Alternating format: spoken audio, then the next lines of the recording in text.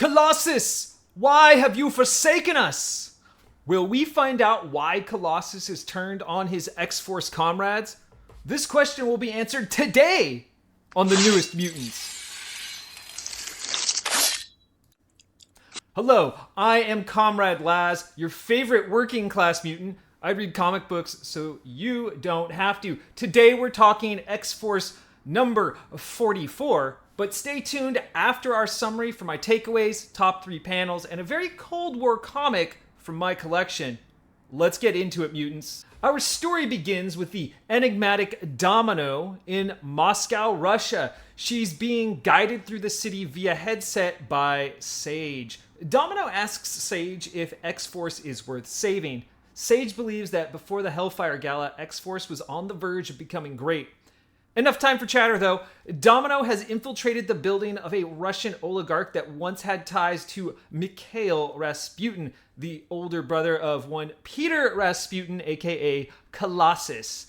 Posing as a masseuse, she gets a little one-on-one time with Mr. Boba Golubev.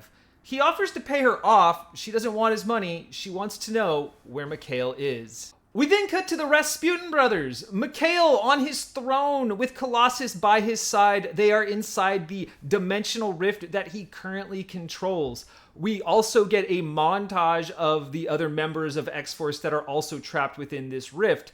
Quentin Quire, aka Kid Omega, in a cell, all alone, doesn't understand why his powers have been weakened as he tries to call upon them.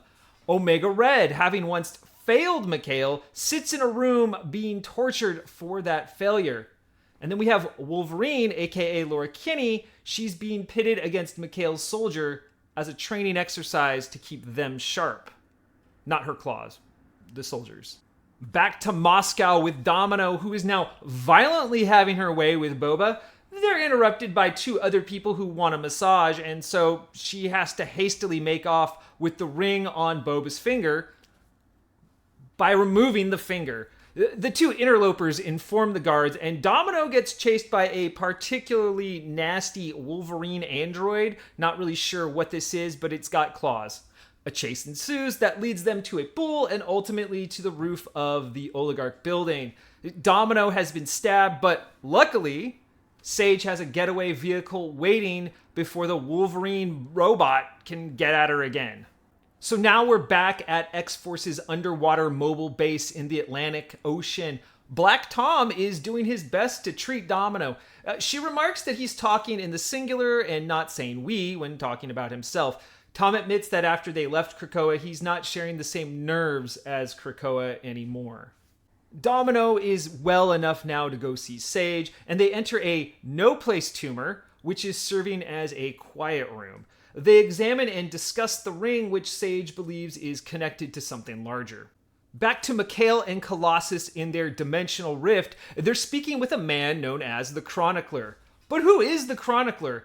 First appearing in X-Force Volume 6, Issue 23, the Chronicler has the mutant ability of writing-based reality warping.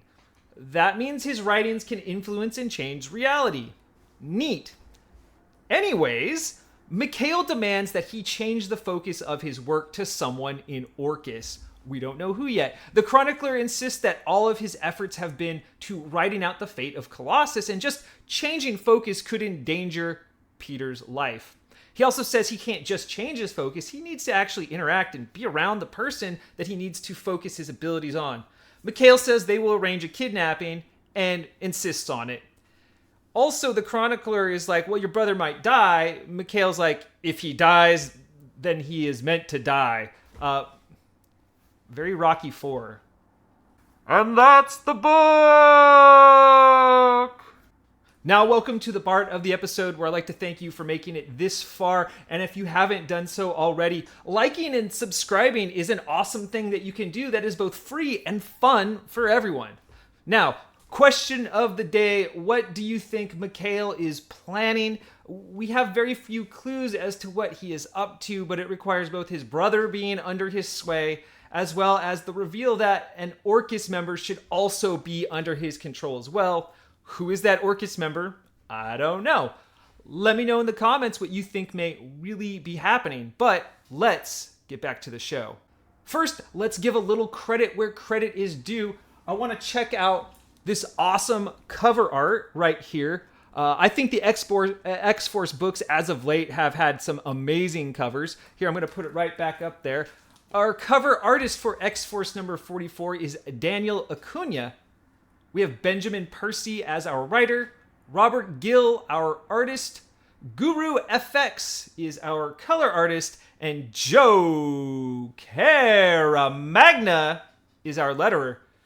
As always, editor-in-chief of Marvel Comics, it's CB Cebulski.